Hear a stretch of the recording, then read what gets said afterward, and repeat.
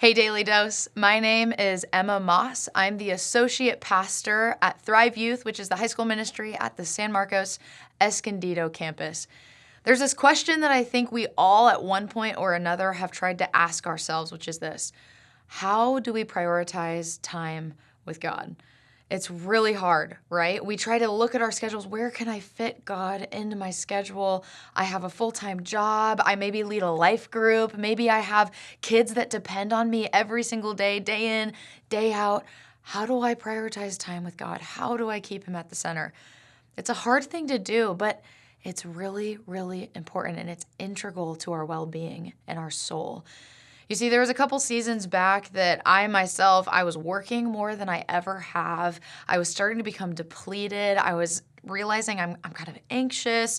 I'm emotionally swayed really easily. I felt like relationally I was being pulled in every which way. And eventually I came to the end of myself and I went to the Lord and I was like, God, why do I feel this way? And lovingly, He just said, Emma, you haven't given your soul what it needs, which is me, my presence. I'm the one that fuels your soul and fuels you to do everything possible. You see, Matthew 6:35 says, if we seek His kingdom first, seek His kingdom and His righteousness first, and all the things that we need will be given to us. But we have to keep Him first. And how do we do that? I think Jewish culture and tradition actually does this really, really well. It's almost as if God knew what He was doing when He gave the Jewish people the law, right? The Jewish people actually keep a daily prayer rhythm. We see this through Jewish tradition, but we also see this in Jesus' life. He keeps this daily prayer rhythm. Peter and John keep this daily prayer rhythm, the disciples, the apostles. In Acts 3:1, it says this: one day, Peter and John were going up to the temple at the time of prayer at 3 p.m. The Jewish people would keep this daily rhythm of morning, afternoon, night prayer, almost for an hour. It says the hour of prayer, right?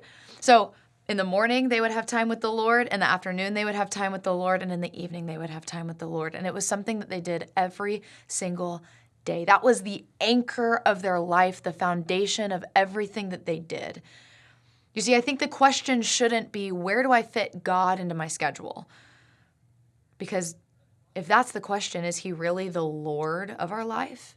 Or is He a second thought? You see, the Jewish people, Jesus Himself, Peter and John, they all knew that their soul needed the Lord. So their anchor was, this is my daily prayer rhythm. And the question was, how do I fit my schedule and my responsibilities into that daily prayer rhythm? It changes the game. We were designed to operate with the Lord, not without Him. So let's not deplete our souls. Here's what's cool, though, is even when we do have that daily prayer rhythm, it's not only just for us to operate at a fullness of capacity, but also as we prioritize time with God, we align ourselves with His will. And His will is this: that you would be free from the power of sin over your life. His will is that you are on the process to holiness, to being different and set apart, so that you are righteous, holy, blameless, and pure when He comes again. And that is by the transforming power of the Holy Spirit. So, Dosers, this is my challenge for you. My challenge is pick a daily prayer rhythm. Doesn't matter what it is, whether it's in the morning or the evening or both or everywhere in between. Pick a daily prayer rhythm. I want you to stick with it for one whole week and see how your life changes. I hope this encouraged you. We can't wait to see you next time on The Daily Dose.